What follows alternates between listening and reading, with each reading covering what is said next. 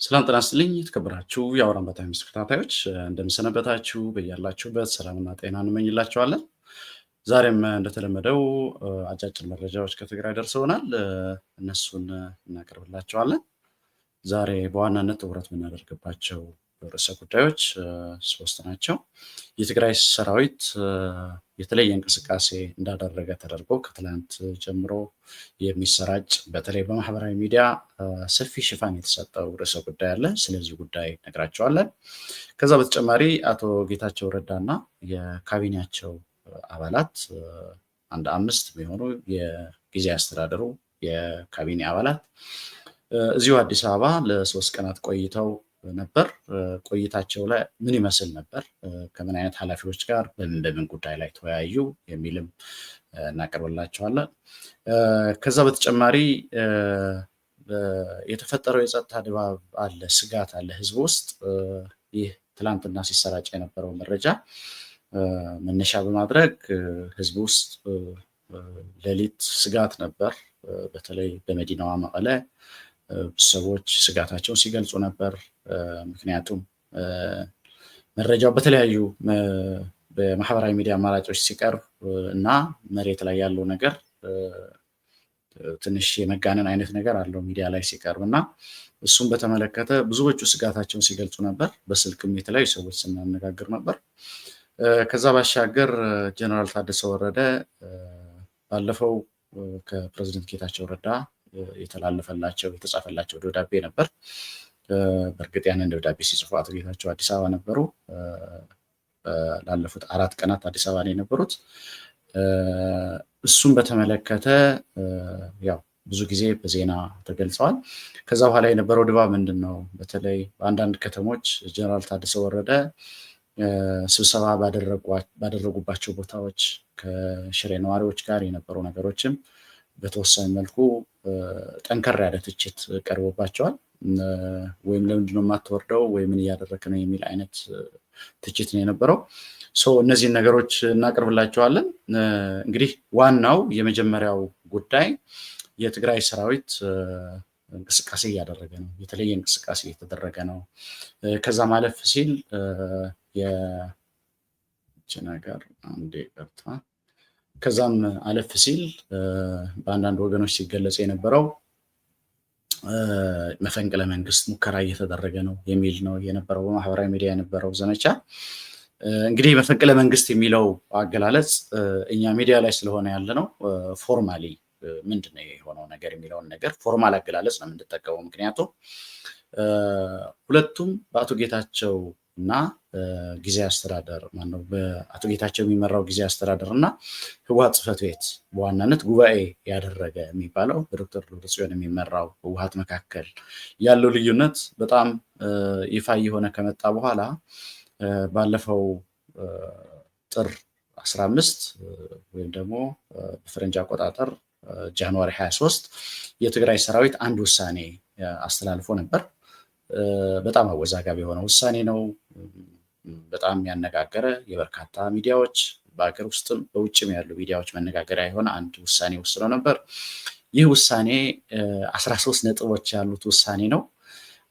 ግን በአብዛኛው ሰራዊት የወሰነው አንዷ ነጥብ ወይም በ7ኛ ተራ ቁጥር ላይ ያለች ነጥብ ናት። ነገሩን 13ቱም ነጥቦች ወይም ደግሞ ከ13ቱ ነጥቦች 12ቱም ላይ አልነበረም ጉዳይ የነበረው 7ኛ ተራ ቁጥር ላይ ወይም ደግሞ በዶክተር ደብረጽዮን የሚመራው ህወሓት ጉባኤ ያደረገ ህወሓት ነው የሚለው መግለጫው ላይ። ጉባኤ ላደረገ ህወሓት ነው እውቅና የምንሰጠው ነው የሰራዊቱ አቋም የነበረው። ይህ ነው በጣም አነጋጋሪ የነበረው። ከዛ ያንን መነሻ በማድረግ ደግሞ እነዚህ ጉባኤ አድርገናል የሚሉት በዶክተር ደብረጽዮን የሚመሩ የህወሓት ክንፎች ሰራዊቱ ያንን ከወሰነ ወደ ተግባራዊ እንቅስቃሴ መግባት አለበት። እንግዲህ ተራ ቁጥር 7 ላይ ያለው በዋናነት የውዝግብ መንስኤ ነው ብለን የገለጽ ነው የሰራዊቱ የአቋም መግለጫ ላይ ጉባኤ ላደረገ ነው እውቅና የምንሰጠው ማለት። ባለፈው ነሐሴ ጉባኤ ሲያደርግ የነ ዶክተር ደብረጽዮን ህወሓት ያስተላለፋቸው ውሳኔዎች አሉ። 14 በጊዜ አስተዳደር ውስጥ ያሉ 14 እኔ ወከልኳቸው እኔን ወክለው የተቀመጡ አካላት ፕሬዚደንቱን ጨምሮ አንስቻለሁ።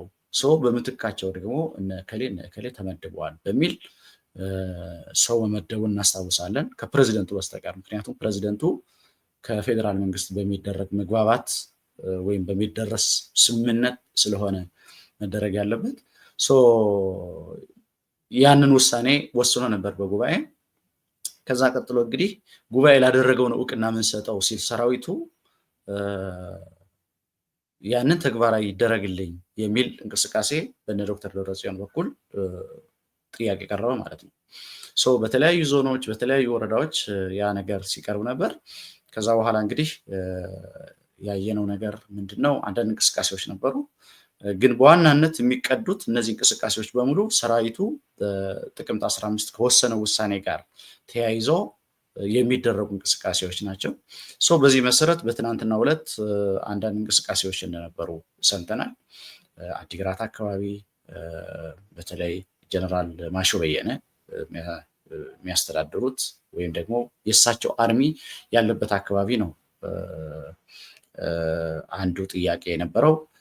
ከዛ ቀጥሎ ጀነራል ጆን መዲድ ላይ እነሱ የተለየ እንቅስቃሴ እያደረጉ ነው ወይም ሰራዊቱ የተለየ እንቅስቃሴ እንዲያደርግ ትዕዛዝ አስተላልፈዋል የሚል ነው የነበረው። ከዛ በተጨማሪ ጀነራል ወድን በይታይ በተመሳሳይ መንገድ ሰራዊቱ የተለየ እንቅስቃሴ እንዲያደርግ መመሪያ አስተላልፈዋል የሚል ነው የነበረው። ያ ደግሞ ወደ ማህበራዊ ሚዲያ ሲመጣ ለብዙዎች ስጋት ምክንያት ሆነ። ስለዚህ ለዛ ነው በርካታ ትግራይ ውስጥ የነበሩ ሰዎች በስልክም በተለያየ መንገድ ምንድን ይሄ ነገር የሚል ጥያቄ ሲያቀርቡ ነበር። እንግዲህ ከዛ በኋላ ትላንት አመሻሹ ላይ ነው ያ የነበረው።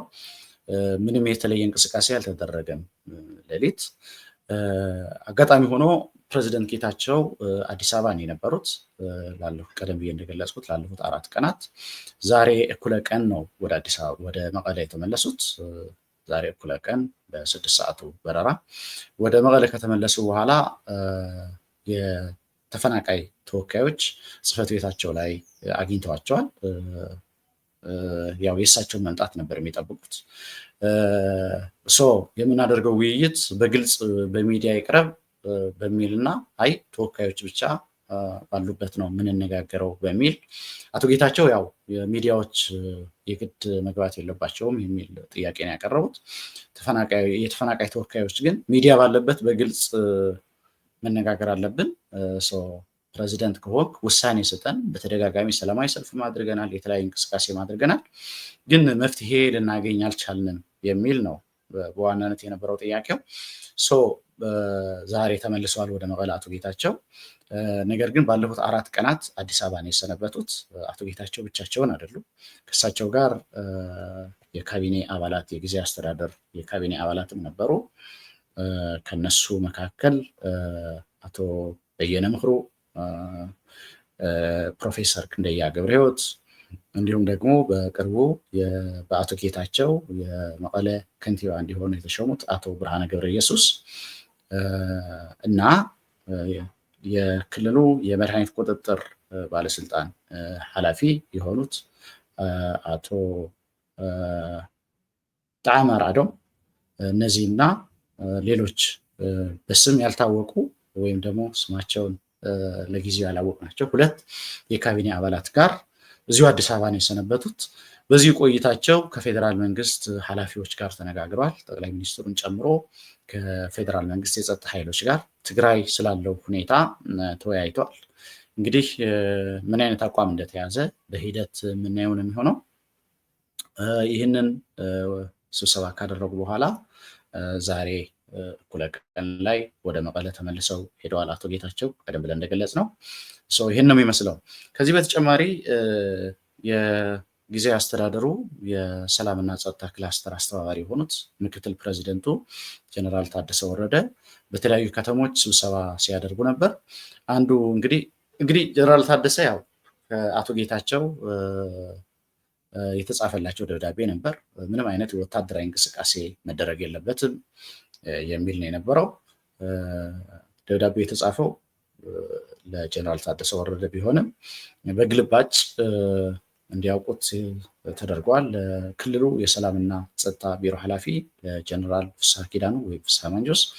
ከዛ በተጨማሪ እነዚህ ብዙ ጊዜ ከውዝግብ ጋር ስማቸው የሚነሳ ጀነራል ዮሐንስ ጆን መዲድ እንዲሁም ደግሞ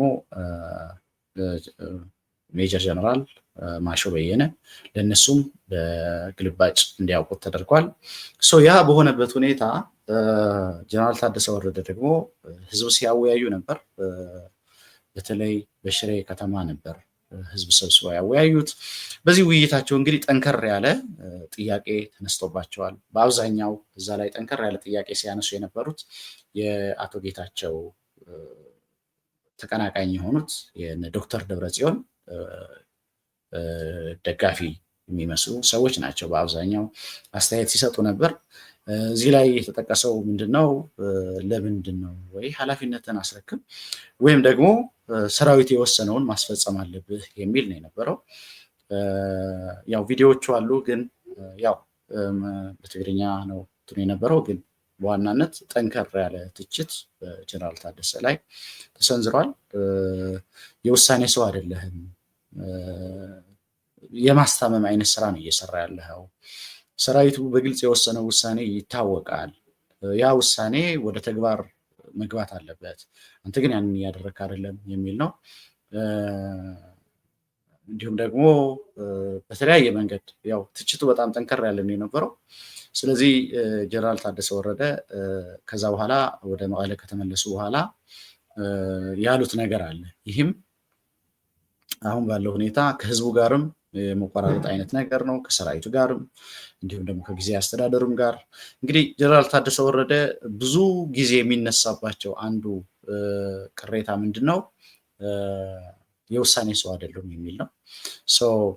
ውሳኔ መወሰን አይችሉም ወይም ደግሞ ውሳኔያቸው ተፈጻሚ አይሆንም ብለው አስበው ከሆነ ያንን የሚያደርጉት ደግሞ መልቀቅ ነው ያለባቸው የሚል ቅሬታ ነው የሚቀርብባቸው እና ከዚሁ ጋር በተያያዘ የተለያዩ ትችቶች ሲቀርቡባቸው ነበር እና ዛሬ እንግዲህ አቶ ጌታቸው ወደ መቀለ ከተመለሱ በኋላ ከተፈናቃይ ተወካዮች ጋር ውይይት እያደረጉ ነው።